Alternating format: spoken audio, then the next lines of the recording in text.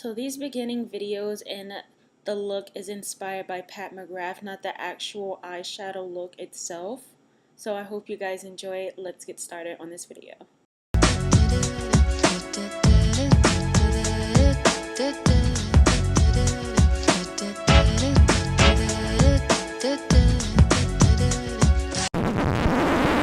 I'm sitting in the morning at the diner on the corner. I am waiting at the counter for the man to pour the coffee, and he fills it only halfway. And before I even argue, he is looking out the window at somebody coming in. Hey guys, welcome back. Welcome to my channel. If you're new, my name is Sahara and I hope you guys had a happy new year. I am coming to you guys fresh face, bare face, and I am doing a Pat McGrath inspired look today. I am not using a filter on my actual video, only at the beginning, so do not worry about that. And let's get started. So I'm going in with the Maybelline Brow Drama Shaping Chalk today for my brows. I love using this when I'm doing more model editorial type of looks. It's just quick and easy, and it's not so defined like, you know, my normal brow routine would be. So to clean that up and prime my eyelids, I am going in with the Kat Von D Lock-It Concealer in Medium Warmth 27. I was telling you guys about how dry this concealer is under my eyes and all over my face, so it is perfect for priming the eyelids. That is where I found that I can get good use out of this, and it's very pigmented, very thick, and very full coverage, so it's perfect for priming the eyelids, prepping for eyeshadow, and cleaning up the brow bone. And I'm going to blend this out with a brush. I don't want the sponge to pick up too much product. I would rather keep the coverage on the eyelid.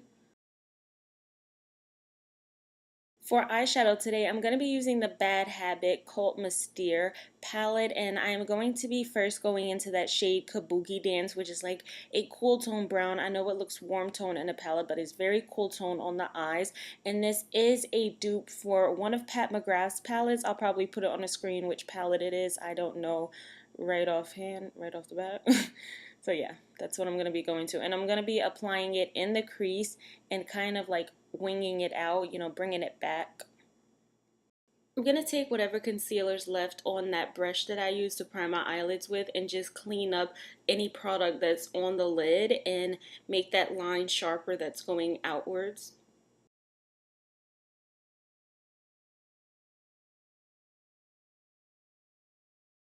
And I'm going to take that black shade called Lacquer Lush and apply that on the outer V of the eye and also wing that out. And I am going to go in and apply concealer, not concealer, but tape on the outer part, because I did forget to apply tape, so it's easier to make it sharper, but I am going to go in and do that. And as you guys can see, I started getting frustrated here because my my right eye, it never comes out good like the left eye. The left eye is always even, and the craziest part is I'm right-handed, so you would think the right side would be better, but this side is never better. And it's always look unblended, and I feel like my eye shape is kind of like different on the right side for some reason. But yeah, this is the part where I said I'm going to apply tape, and then I'm going to go back in with whatever product is left on that brush that I used to blend that eyeshadow in the crease and blend these shades together. I'm going in with the Rimmel London Scandalized liner across the lid, and I'm going in with the Black Radiance Fine Line Liquid Liner to wing it out. I put the NYC liner out there as well because I didn't know which liner I wanted to use until I actually did the look. And these are both good liners. They dry to a matte black finish and they're not patchy at all. The Black Radiance one is a little bit like cheaper, so it is not as good as the other ones, but I still love it too.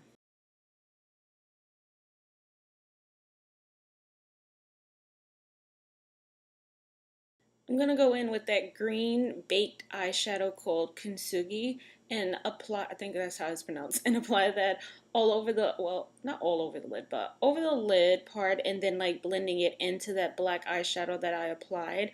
I'm going to apply it dry first and then go back in and spray my brush to make it more like a metallic. Because it's a baked eyeshadow, this has a lot of fallout and it doesn't stick to the eyes as well, so the spray helps it. So now I'm going to take that blue duochrome baked eyeshadow called Maiko and apply that directly on to the liner part, and this shade does reflect blue and purple, and the green shade reflects green and gold. So that's why I paired these two together. They both reflect different shades, and I thought that they would look beautiful, so I'm just tapping it onto that wing liner.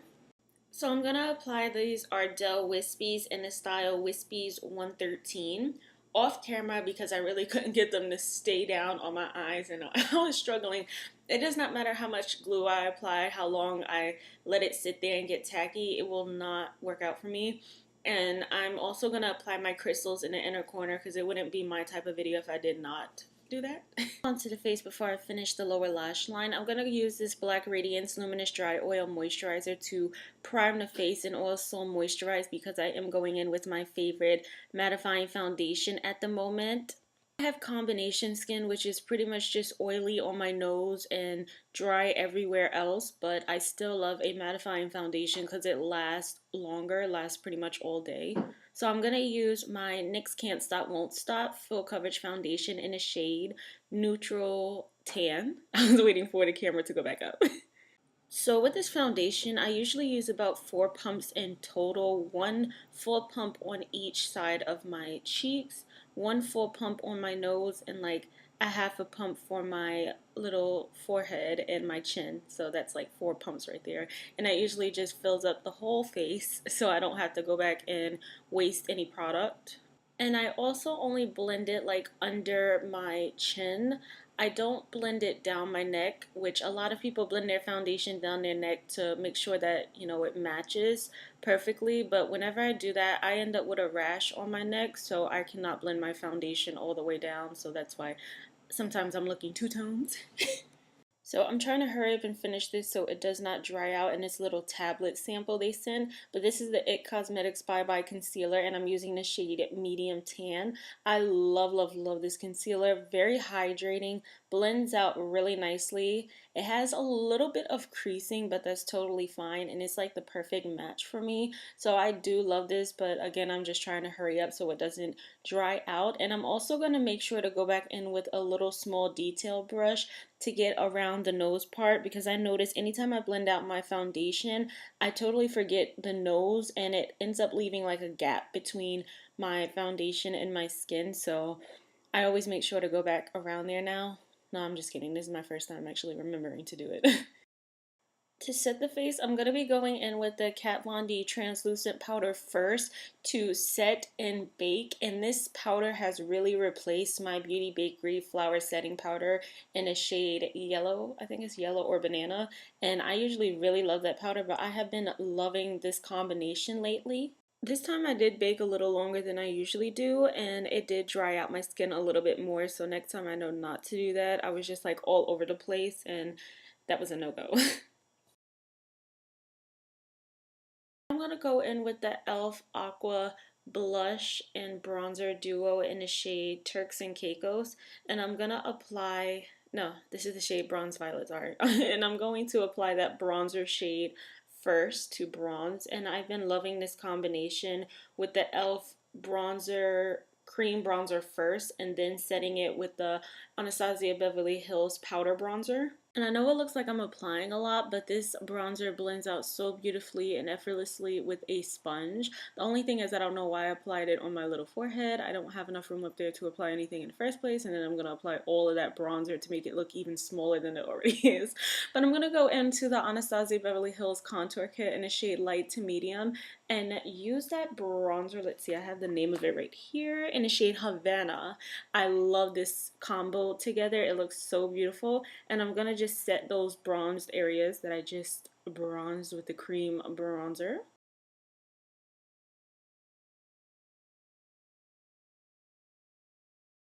Perfect! So now I'm going to go in with the brightening powder this time in the shade Golden, just to brighten those certain areas that I need. And again, my face was really dry from using this baking powder for too long, so I really shouldn't have did this, but I had to do it anyway. Now I'm going to go in with the Anastasia Beverly Hills Blush Trio in the shade Peachy Love.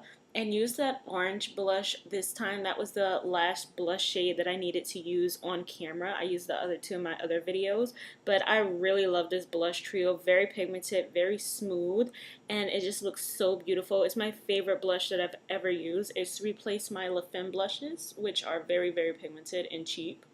And the blush is called Miami, by the way. So now I'm going to go in with the Anastasia Beverly Hills highlighter, Amrezy highlighter. Why couldn't I get that out? Amrezy highlighter, and highlight the face. And this is such a beautiful light gold highlighter, and it looks wet on the skin. I didn't even have to spray my brush. It's just such a beautiful highlighter. At first when I bought this, I thought it was going to be too ashy, but it just looks so beautiful on the skin, so I had to use it for this look. And I did spray my face before I applied this highlighter to get rid of that powdery look that I had. I used the e.l.f. Coconut Hydrating Mist, and that is like the best mist ever. It has like such a fine mist, and it does not soak up the face. So now I'm applying this highlighter to the brow bone, and anytime I do the brow bone highlight after I applied eyeshadow, I always have to go back in with the blending brush to blend the crease shade and the highlight shade together so it doesn't look so harsh, and it removes some of the crease shade too. So yeah, going back onto the lower lash line, I'm gonna take that shade Kintsugi, and I'm gonna run it across the lower lash line, like directly, well, the waterline actually. I'm gonna run it on the waterline first, and I'm tapping it on there because again, the shade does have a lot of fallout because it is a baked eyeshadow. Now I'm taking more product and just applying that on the inner part of the lower lash line. I want that to stick out with this green shade, like so. And then I'm going in with the shade Maiko and applying that on the lower lash line this time, like lower down, and connecting it to the outer part, but I'm not taking it all the way across. I'm taking about halfway.